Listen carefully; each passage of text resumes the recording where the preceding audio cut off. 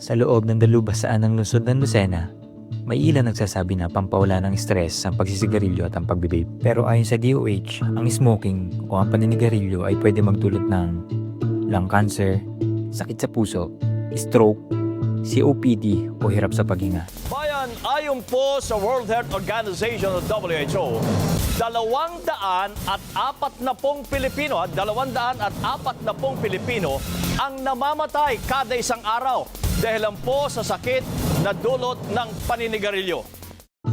Habang patuloy ka sa paghit-hit o pagipak sa iyong vape o sigarilyo, ay unti-unti mo namang sinisira ang baga mo. Hindi mo naman agad ito mararamdaman ngayon, pero darating ang panahon na mahirapan ka sa paghinga, mapapadala sa paggubo, at mas lalong lalala ang iyong kondisyon. At hindi lang ikaw naapektuhan. Sa bawat usok na ibinubuga mo, ay nalalanghap din ito ng iba. Ayon sa DOH, ang second-hand smoke ay isa sa pinakadelikado sa lahat. Maaari itong magdulot ng sakit sa puso at sakit sa baga sa mga taong hindi naman nagbe-vape o nagsisigarilyo.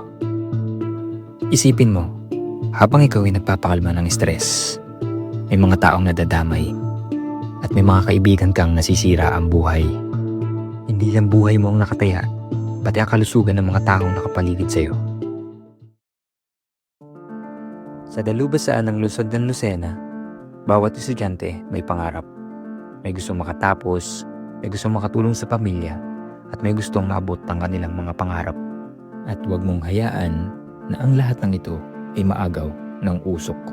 Ang paninigarilyo ay nakakamatay, at ang bawat usok ay may kapalit. Choose life, choose health.